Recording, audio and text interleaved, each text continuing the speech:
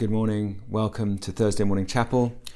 This morning we're going to watch an interview that I did with our elite performance director, Mr. Brogdon. Now, it's not so much about finding out about his sporting career, although that does come through. Actually, it's more about him giving us advice on how we can improve our sporting skills and abilities. I hope you find it interesting. It's very kind of you, Mr. Brogdon, to this. When did you first get into sport? Yeah, so I think I've grown up playing sport. So I'm the youngest of, I've got two older siblings, and I suppose my parents were heavily into their sport, and their parents were as well. So I think it's kind of always been part and parcel of like me growing up, and I'd probably say was either kicking a football around in the garden or, don't know, hitting a tennis ball or whatever it is, that just kind of playing around with my older brothers and parents doing that. You do pick up different bits from all the different sports. So for example, I obviously played the team sports. You've obviously got to understand and how to get on best with your teammates, how you can get the best out of them and also yourself. Working with the coaches and going through the kind of hardships and also the successes with a team is absolutely brilliant. Like you share what you're going, all the experiences you're going through, but then also with, I suppose, tennis and golf and individual sports, it's just you. So you have to start to understand, okay, if things aren't going well, there's no one else in that situation to kind of help you out there. So how do you best work with your emotions? Okay, so if things are going well, brilliant. How do you keep that high? But if they're not going well, how do those peaks and troughs make sure they're not too big, and how do you get yourself back up to a high level? So I think there's transferable in terms of the mental side of it, but then like you were saying as well, you may be playing shots in cricket in the nets and actually comparing that to in a hockey match with the ball coming into the circle and you've got to make a deflection. Actually, there'll be little, I suppose, similarities that you can pick up on from the two that you might not even realise you're doing, but actually they do transfer from one to the other.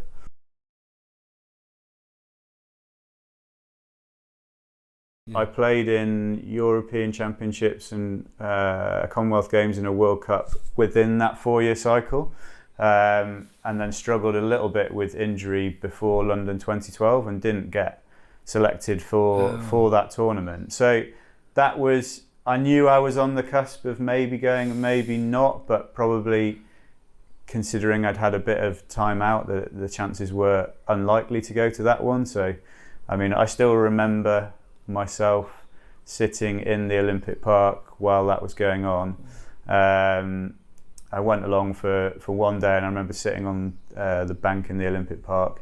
I'd seen some of the hockey and then there was one of the big screens and you see all the GB Olympians, because obviously we had a fantastic Olympics then, winning medals, and I remember sitting there at the time thinking, in 4 years' time, there's no way I'm going to be sat where I am watching an Olympic Games going on television. So I suppose going back to what happened when I didn't get selected for England under 18s, I then had this same experience again with London in terms of, right, okay, well, what am I going to do now to make sure I'm in the best position possible? What did you do? 4 years down the line. I think I reassessed what I'd done leading up to that Olympics. I actually went abroad and played hockey abroad for that next year, which was, I suppose, something it's outside your comfort zone. I played hockey in Belgium, so the coach did speak English, but he spoke French mainly as well. So a lot of that was, I don't speak French, so there was part of the team talking French, and then he'd translate some of it into English afterwards for me. So you having to learn a new culture, meet new teammates, play a different style of hockey. So that threw me in a little bit at the deep end with another team, but I gained a lot from that.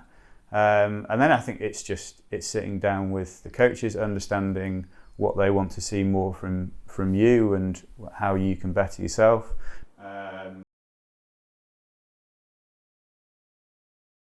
I hadn't done much with sport, sort of the sports psychology side of things in the first 4-year cycle.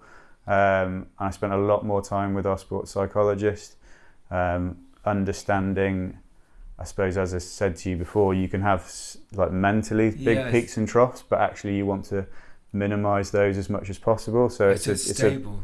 It's a lot more stable, and then you actually lift your game up and then keep that stability higher up. So I did a lot of work on that side of things, and I think a lot of sport and getting to the top of sport comes down to the mental side of it, right, and understanding yourself better and how to get the best out of yourself in pressurized situations and training as well, really.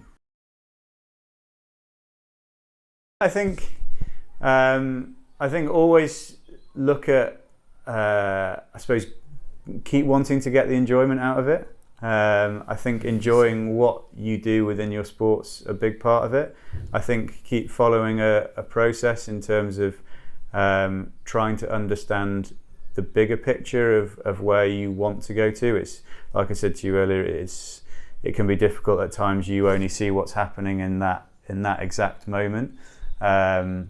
So I think, set some goals in terms of where you want to get to, and I think that a thing for me, and I think it's something that we do well in hockey, is try and make sure you've got things going on outside of your sport as well. I think balance is really key. Non-sport related things. Yeah, I think non-sport related things is also key in terms of developing. You need to have a real focus if you want to get to the top of your sport, and there's probably going to be little sacrifices and things that you might have to make along that road. But I think if there's too much going on, that stress and that pressure can actually be too much. And having something we all had as a sport, making sure whether there was something work related or hobby related, or that you're still being able to spend time with friends, family, and let your hair down a little bit at times. Actually, you need that part of it and that balance to actually feel like when you do step on the pitch or into your arena, whatever sport it is that you're competing in, that actually you're there and you're refreshed and you're ready and you're putting everything into it. And I think having other things around that makes a big difference. Oh, that sounds good. Thank you very much, Mr. Brogden, for your time. No problem at all. You're very welcome. Thank